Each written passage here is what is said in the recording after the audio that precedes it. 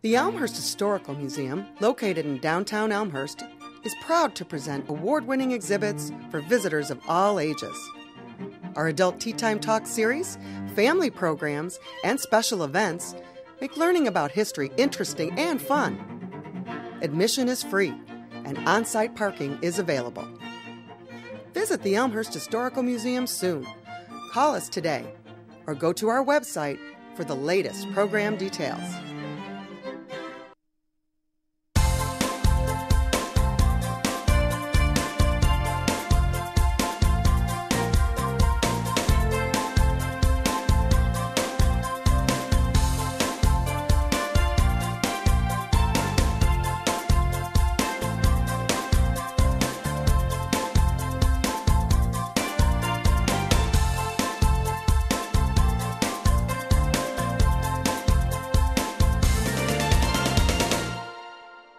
Do the prairie winds blow today as they did when the Churchville Schoolhouse opened its doors for the first time?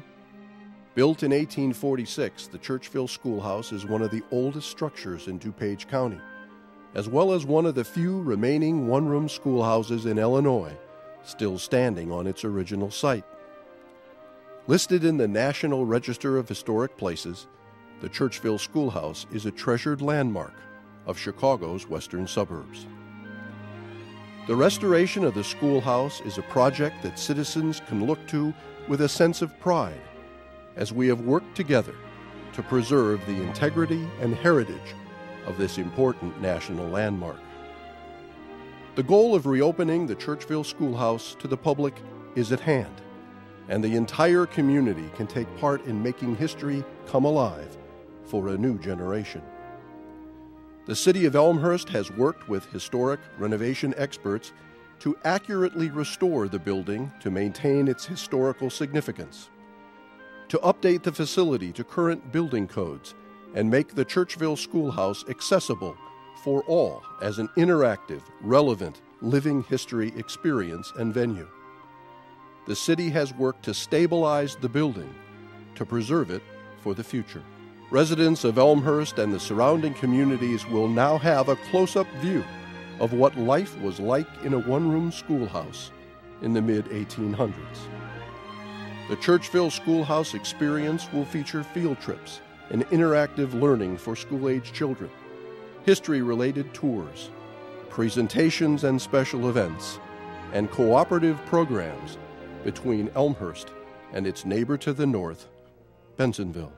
Truly, the prairie winds do blow today, as they did in 1846.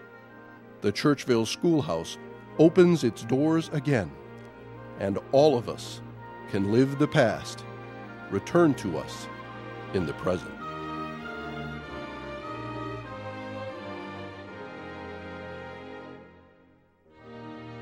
Stories of history, our past, present, and future.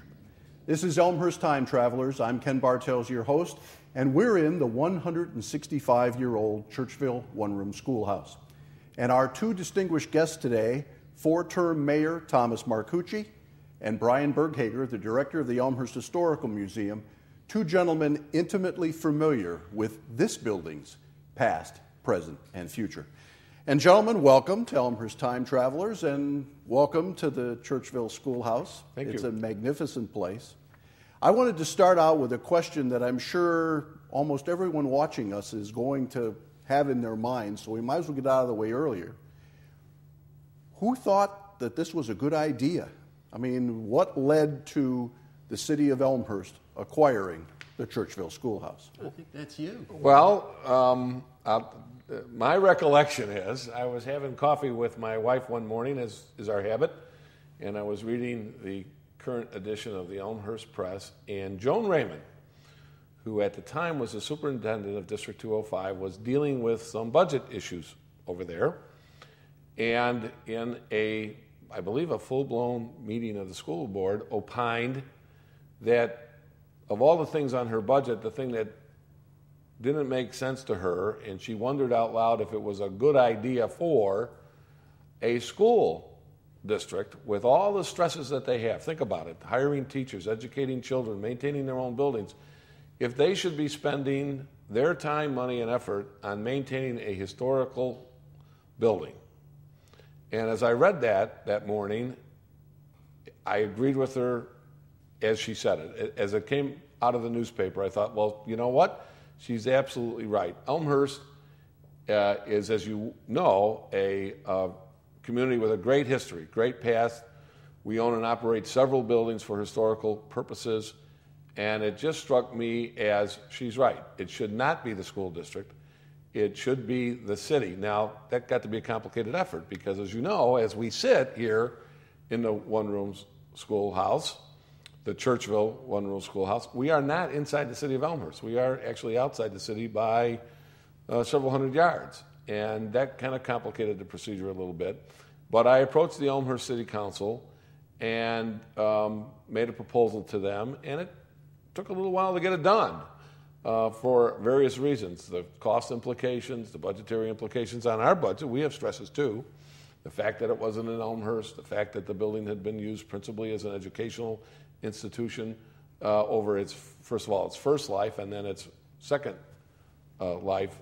But in the end, we got it done, and the council did agree with me that this was a unique opportunity, once-in-a-lifetime opportunity to preserve a building that would not come around again if we didn't seize the day, and we did. Now, what condition was it in at that time? First of all, what is that time? What's the specific, is it 2000, late 1990s? A little before that. A little before that. The school district acquired the building in 1988 as a gift from the Fisher family, and then operated the school for District 205 classes until 1996, at which time they ceased doing the classes. And between 96 and 2001, when the city officially acquired it, the building was vacant. And up through that 96 date, the school district had identified the need for repairs and maintenance, a lot of which had been deferred because of cost issues. So what shape was it in? I mean, we know what it's like now. What shape was it in? It had some issues. First of all, let me take this opportunity, Brian mentioned the Fisher family, to thank them here publicly for their real contribution. This is in many ways a gift to the future from the Fisher family. This building was on their property. They maintained it. They maintained it through thick and thin. They maintained it at their own cost and expense. And in the time when the city was first looking at it, when the first time I drove up here, some of the members of the family were on the grounds mowing the lawn and kind of maintaining things around the best they could with the resources that they had. It's beyond the resources of any particular family to maintain this kind of a structure over time. So the building was deteriorating, and it was more or less open to the weather. There was these windows, which have been replaced, needed caulking. So when it rained outside, it to some degree rained inside. When it got cold outside, the building froze. Any builder or anyone who owns a home knows that you can't, that freeze-thaw cycle is not good for a building. There was infestations of critters of a wide variety. So the building was in a sad state of repair, but not a fatal state of repair. And it just was going to take an effort to bring it back.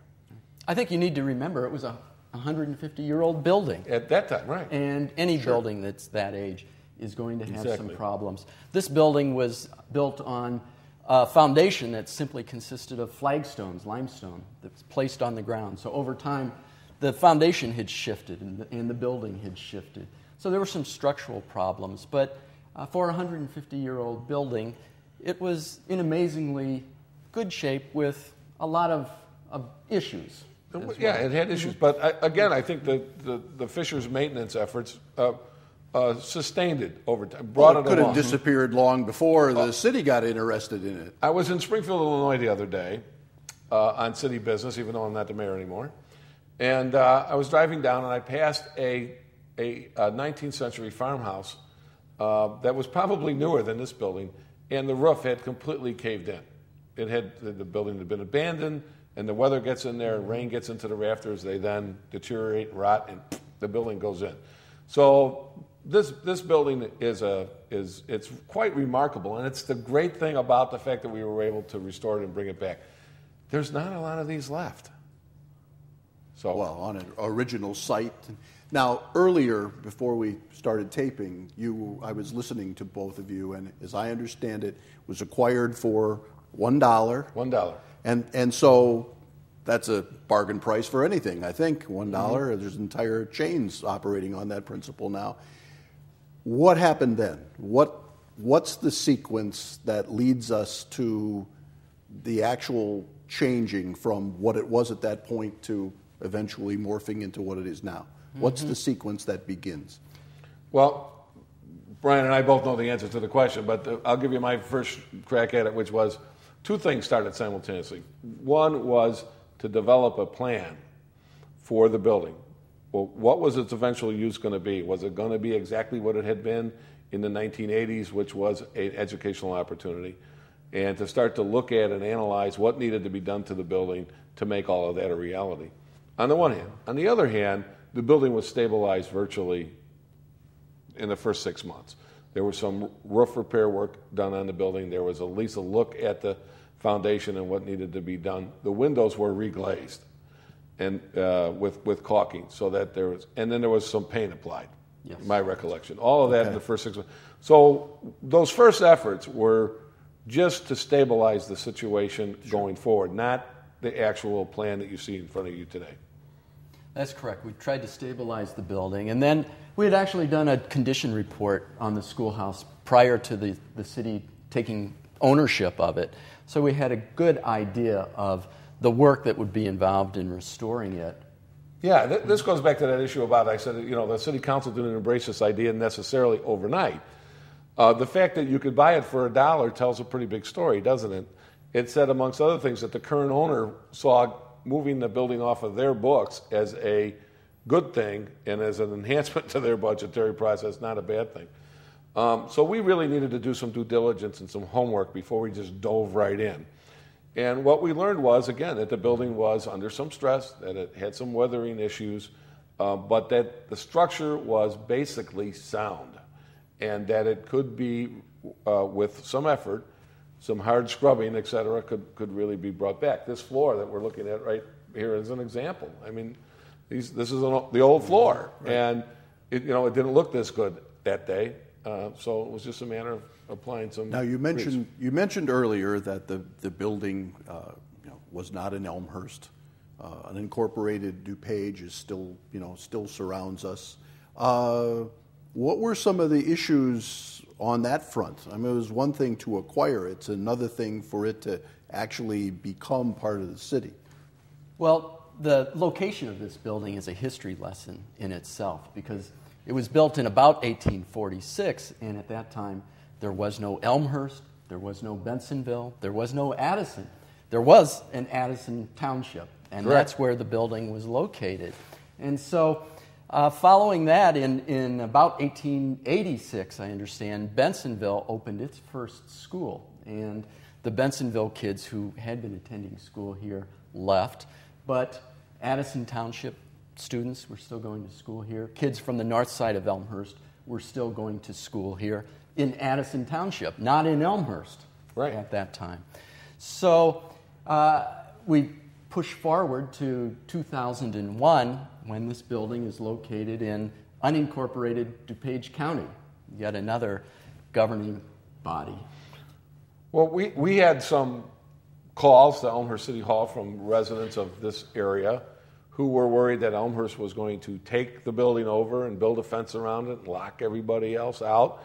It was never our intention. And this was part of the consensus and the understanding that the Elmhurst City Council had to come to at the time.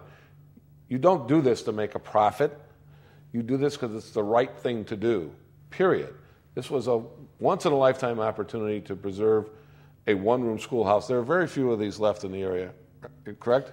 In the 1880 census, we identified 87 rural one-room schoolhouses in DuPage County. 87. And how many are left today?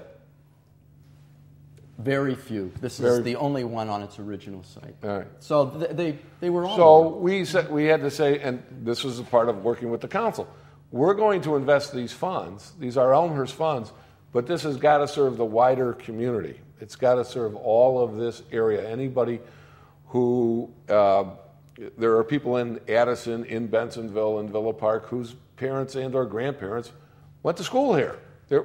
When we bought it, there were folks came by and said, I was a child in this very classroom. In the 20s, I believe it was. They closed in 28? It no longer served as a school after 1930. So right through the in 20s. 1928. Mm-hmm. So there was that kind of an issue. It also, as it developed over time, when it was a one-room schoolhouse, the children who needed to use the bathroom facilities went to an outhouse. In its previous iteration as a District 205 teaching facility, the school children who needed to go to the washroom, which is a normal thing in life, right? They had to go across the street. Now, this is a pretty fast-moving street. Church Road is a big street, and to be taking second and third graders across the street to go to the bathroom, we perceived later on as an unacceptable option. So we entered into talks with Bensenville about could they bring us, their water system was closer to the facility than ours. And after some discussion, Mayor Soto agreed that this would be a good thing for the community of Bensenville, and he worked, and his team worked with Mr. Borchard and Brian, and they brought water to the site, which was a big advantage. And really, we could not put the building back online without their help and cooperation. So going forward, we expect that the Bensenville school children will be using this facility and getting out of it everything that the Elmhurst children get. Well, and I know that the Historical Museum is in its marketing it as an asset for certainly DuPage County, but really all of Northern Illinois. I mean, it's a truly unique opportunity. Absolutely. It's being developed as a destination for school trips throughout the area. As a matter of fact, we're working closely with the Regional Superintendent of Schools, Darlene Roos City, in her office, in getting word out and marketing the resources that are available here at the schoolhouse.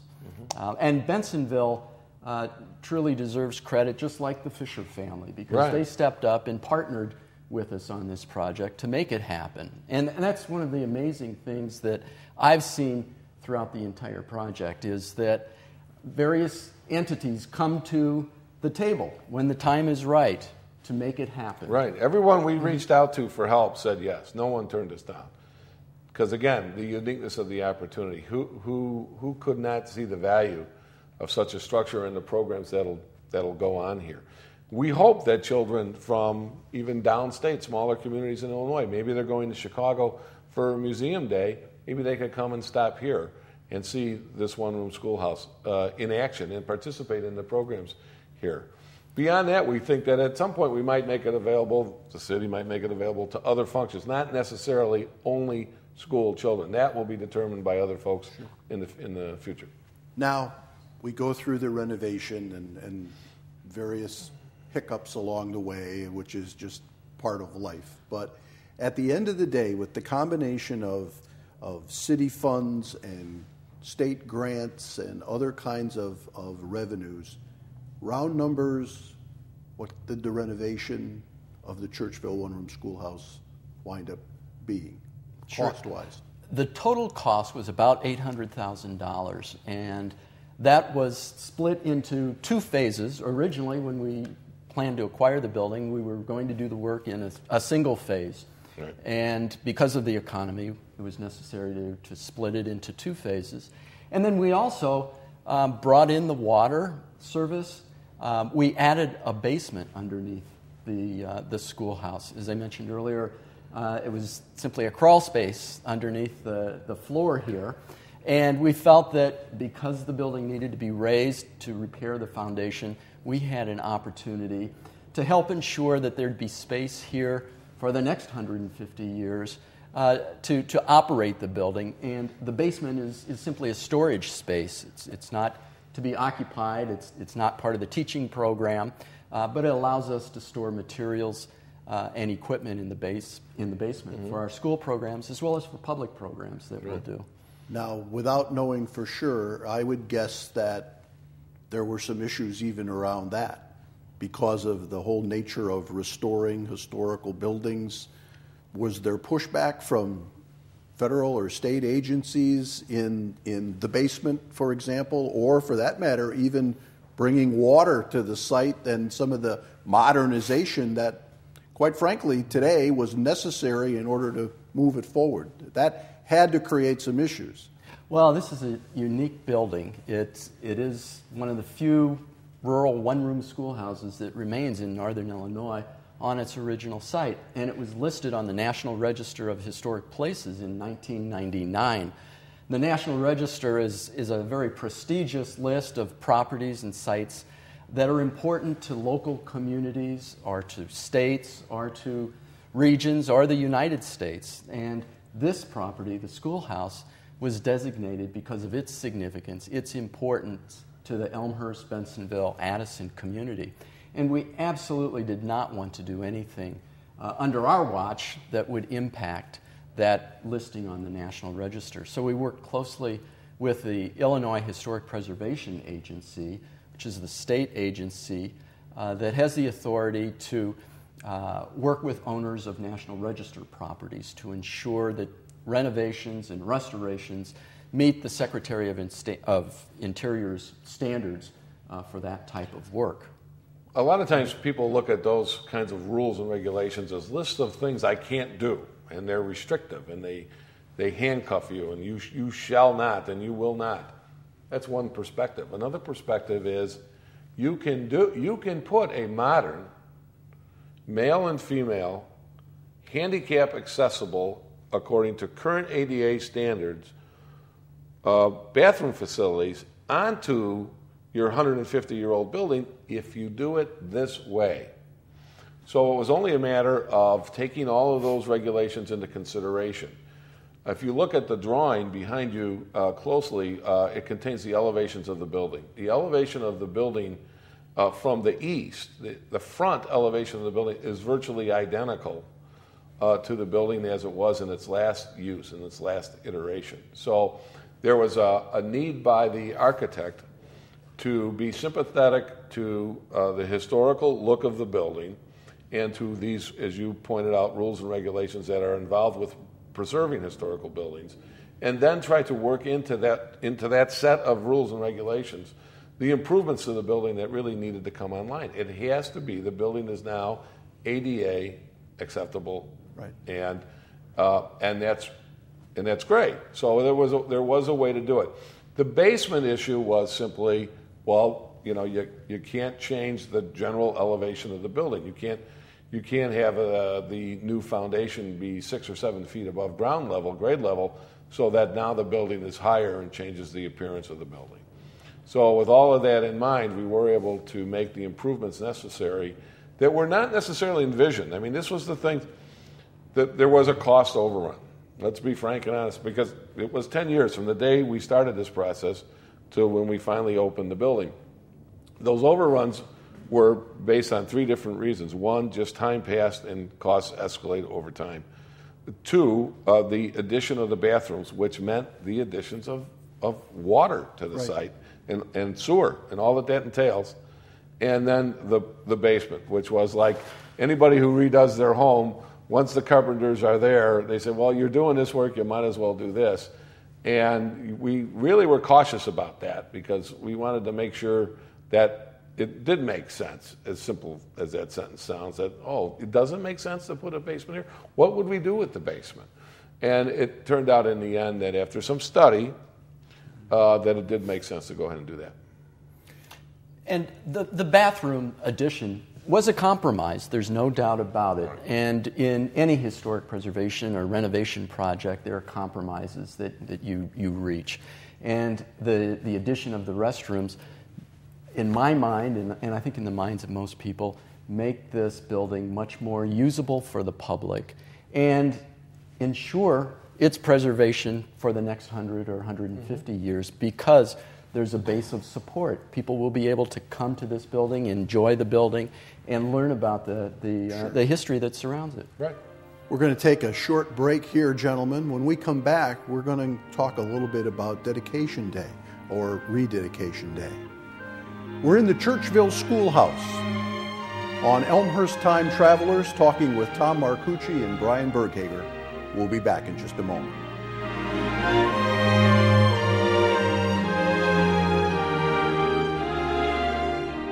Visit elmhurst.org to explore the new City of Elmhurst website. Find out the latest Elmhurst news, pay utility bills and parking tickets, report concerns, and much more.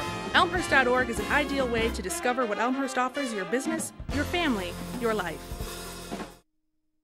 The Elmhurst Historical Museum, located in downtown Elmhurst, is proud to present award-winning exhibits for visitors of all ages.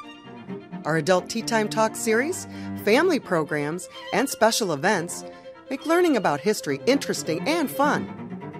Admission is free, and on-site parking is available. Visit the Elmhurst Historical Museum soon. Call us today, or go to our website for the latest program details.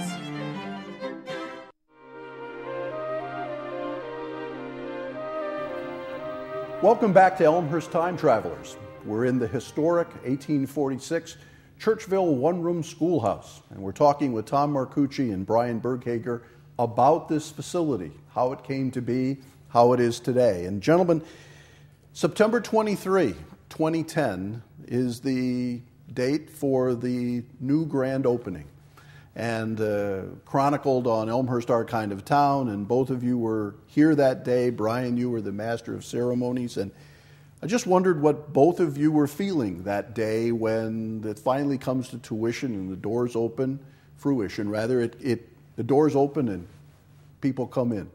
Well, for me, it was a wonderful day. It had brought to closure the renovation, which had dragged on for a number of years because of those reasons we talked about. But it was also gratifying to see the public respond that day.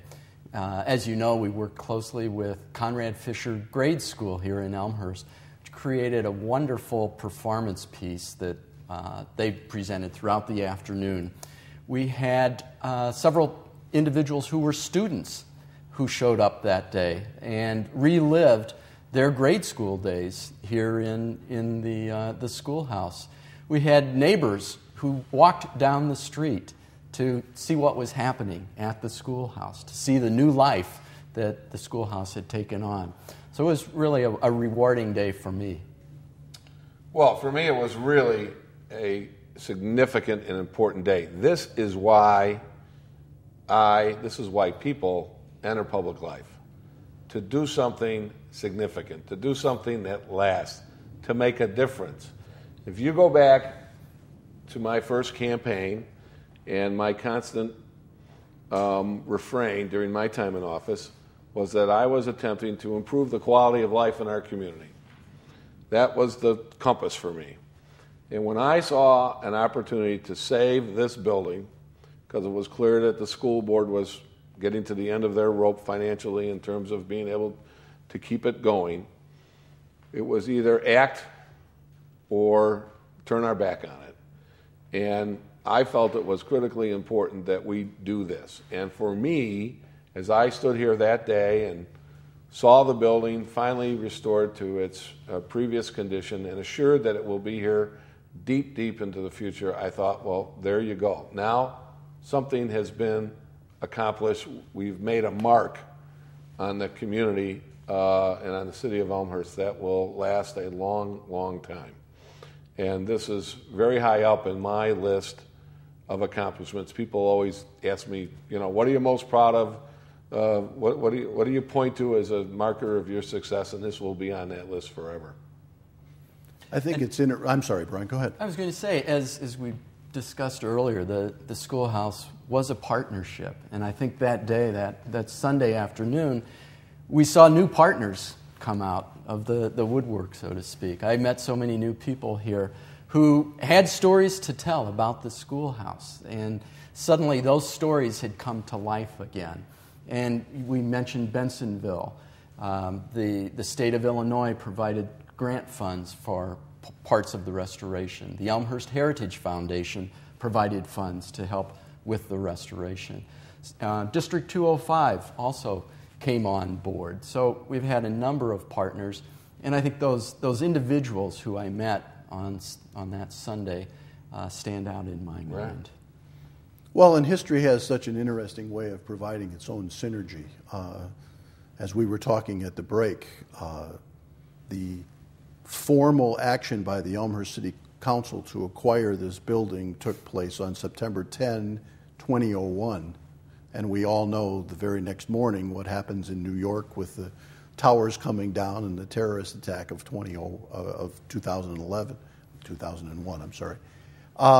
It's a synergy that just provides another backdrop for why it's important to maintain historical buildings or even bother with history in general. History, after all, is all of our history. It's I've always said here that and there. Gives Elmhurst an edge amongst its peer communities is its history. That's the most distinguishing attribute of this community, is that Elmhurst is not a subdivision laid out in a cornfield, and then, at the major stoplight they put in a grocery store and a drugstore and they call that a town. Elmhurst is completely different than that. As you know, this is now, I believe, the 5th historical building that we own, that the community, between the city and the Park District, we own the Gloss Mansion, the Gloss Mausoleum, the Gloss Annex, which is now used mostly for educational purposes, the Wilder Mansion and its attendant buildings, the conservatory there, where the plant. My wife and I go out for walks in the evening, and we can walk by that area, and I have to pinch myself. This is absolutely stunning. Did I leave any buildings out?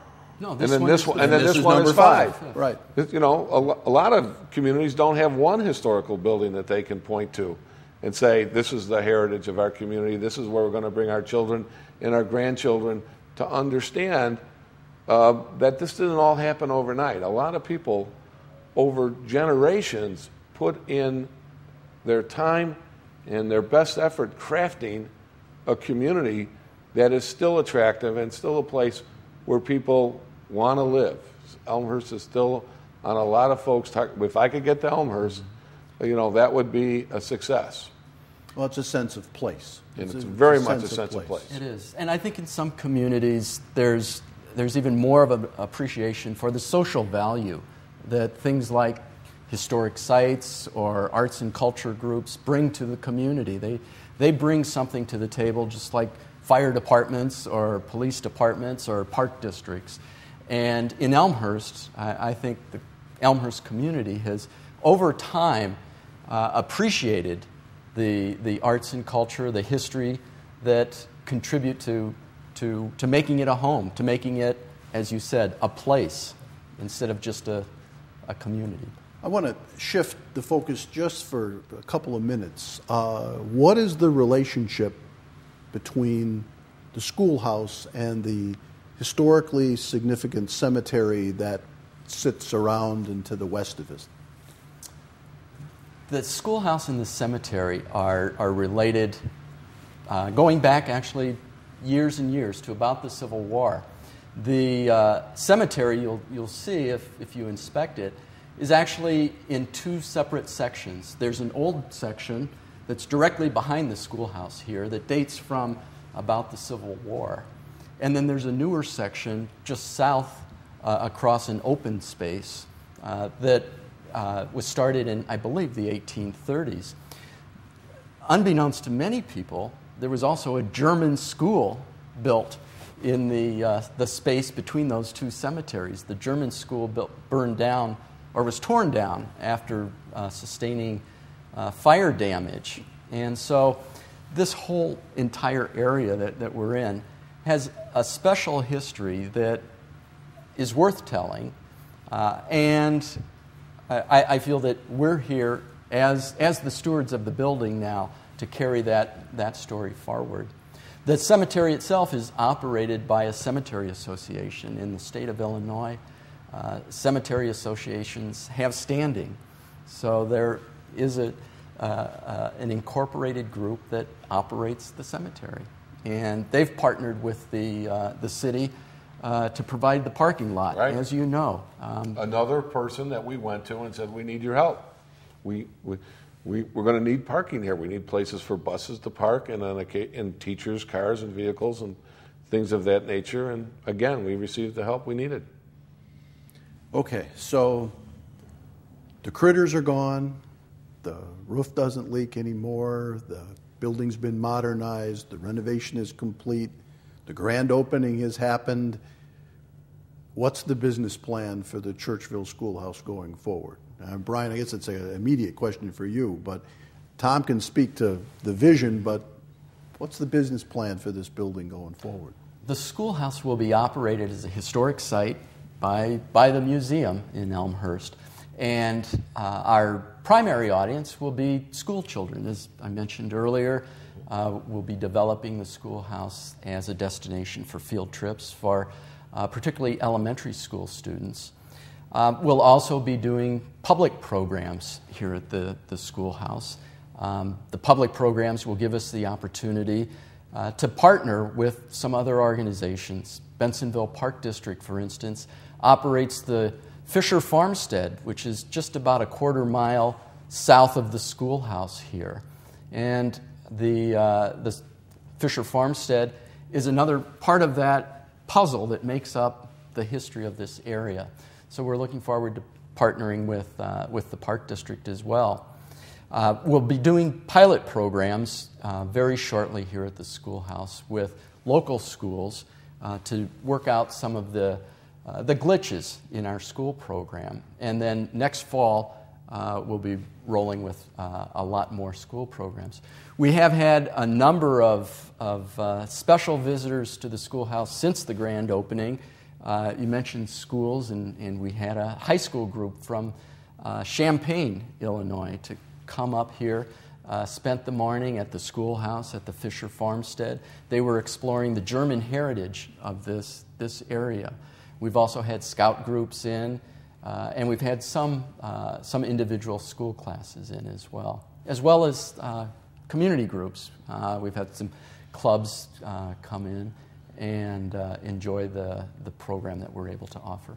So in other words, then the schoolhouse becomes another integrated part of the offerings of the Gloss Mansion and the Historical Museum and the Education Center, and now this becomes another venue, another showpiece, another opportunity.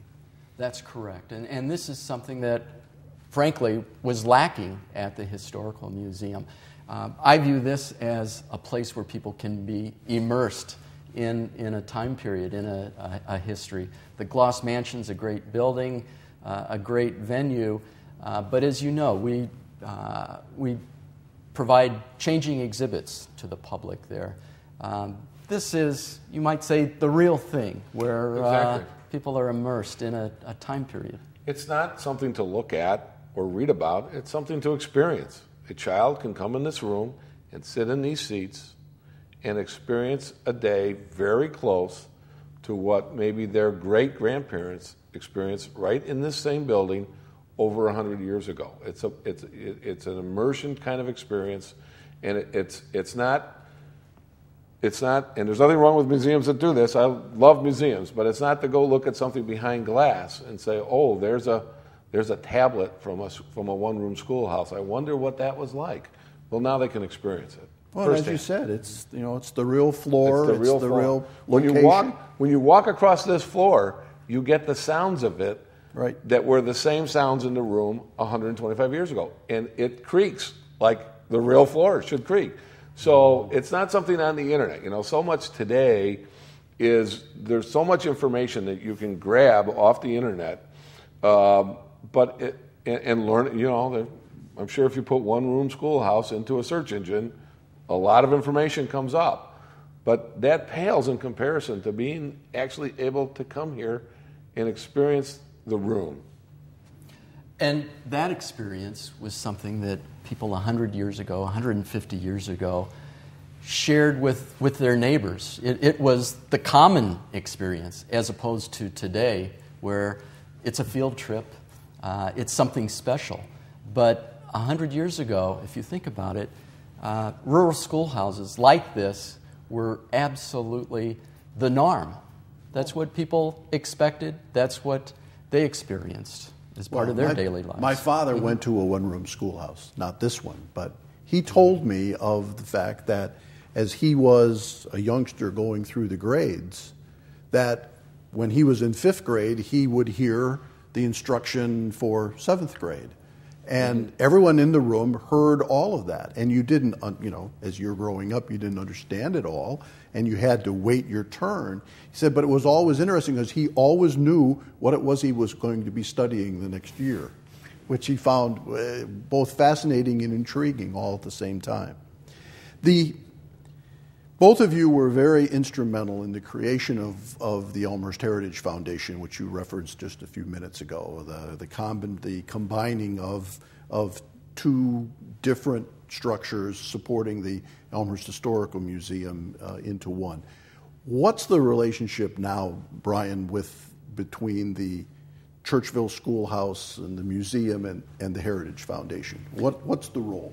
Well, the Heritage Foundation is the private support arm of the city, in effect. The Heritage Foundation was created to provide funds for new ventures and improvements at the Historical Museum. And now that the Churchville Schoolhouse has come on board, the schoolhouse has become part of that mission as well. And the Heritage Foundation is committed to seeing the schoolhouse succeed. The Heritage Foundation, as I mentioned earlier, provided fundings to help cap off the final costs of restoration here last year. The Heritage Foundation started a membership program recently that continues to roll out into the Elmhurst community and beyond. And we're finding that there's tremendous support for the work of the Heritage Foundation and the Historical Museum. And of course, that's the average citizen's opportunity to be directly involved with what goes on in this building. I mean, there's all sorts of ways to be involved, but that's one of the ways. It's a rhetorical question, and I know what both of your answer is going to be, but I want to hear it anyway, and that is, okay, was this the right thing to do?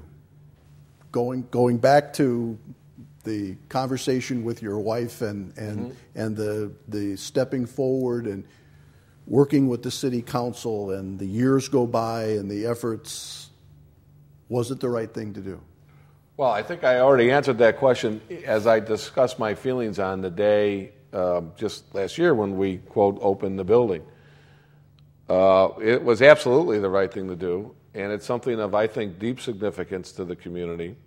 And it is something that really separates Elmhurst out.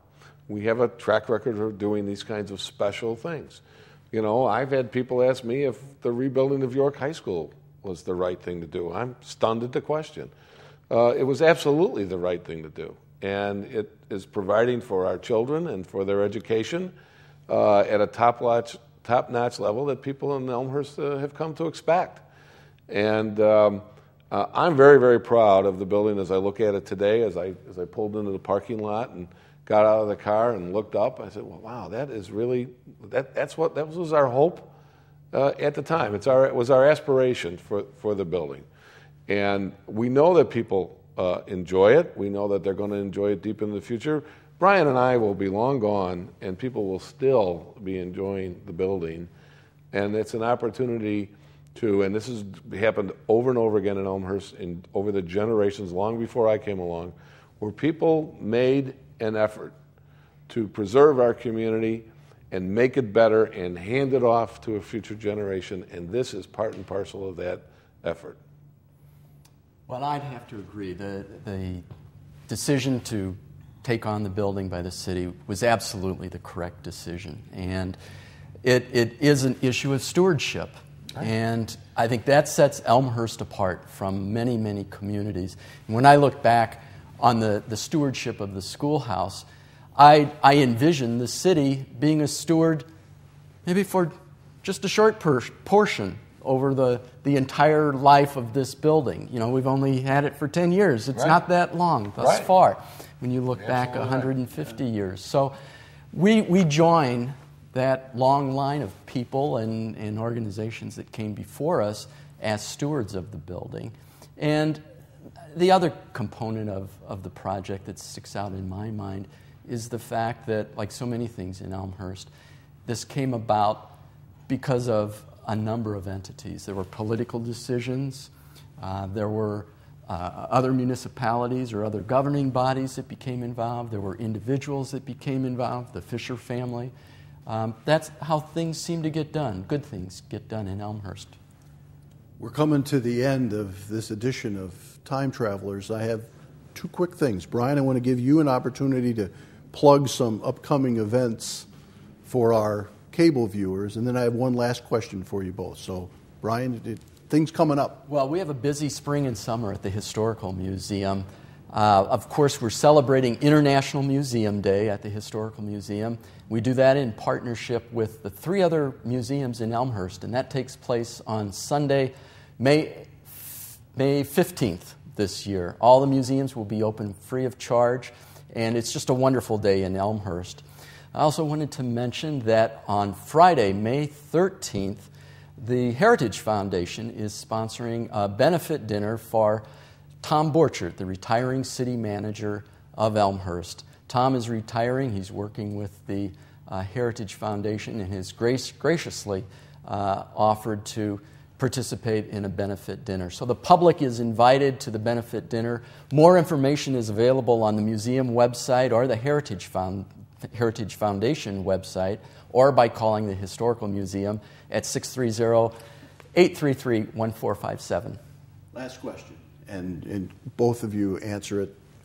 First thing that comes to mind, and that would be, you're sitting here in a 165-year-old building that the two of you had a great deal to do with bringing back to life. If the walls could talk to the two of you, what would they say right now? Brian? Well, I think the walls would be talking about the future. As I said, we're stewards, and as much as we talk about the history of the building, its history is of value only as it relates to the future.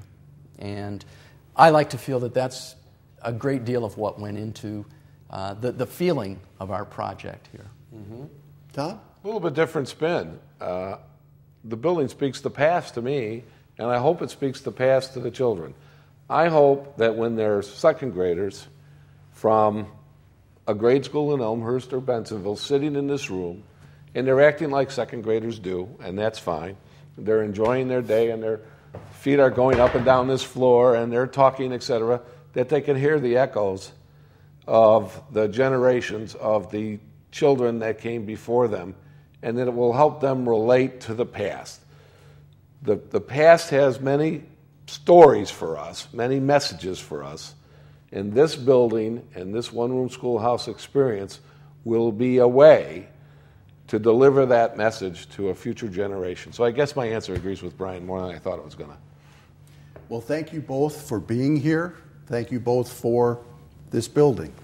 The Churchville Schoolhouse. This edition of Elmhurst Time Travelers has come to an end. We appreciate your viewership. If you have suggestions for future stories and future interviews, please let us know via the Historical Museum. For Elmhurst Time Travelers, for Tom Marcucci, for Brian Berghager, I'm Ken Bartels, and we'll see you again.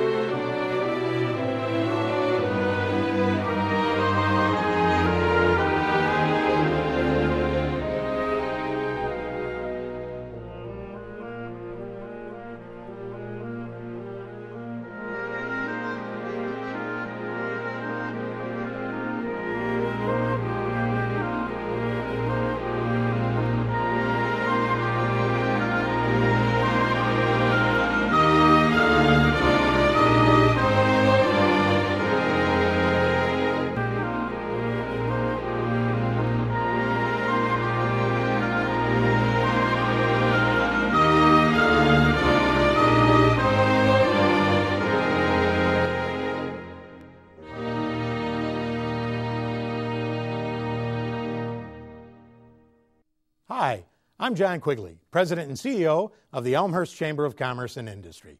In these challenging economic times, it's imperative that our residents and businesses band together to not only shop Elmhurst, but buy Elmhurst whenever possible. We have great stores in our city center, Spring Road, Butterfield Road, York and Villette Streets, St. Charles and Route 83, North Avenue and Lake Street, along North York and even Grand Avenue. I ask for your help. Let's keep our tax dollars in Elmhurst. Hi, I'm Elmhurst Police Chief Steve Neubauer. Elmhurst is a great place to live and work. However, we are not crime-free. Many people in our community become victims of crime simply because they did not lock their belongings. I would ask you to do two things. First, lock your car, house, and bike. Secondly, call 911 to report suspicious activity to the Elmhurst Police Department. The Elmhurst Police Department reminds you to lock it or lose it.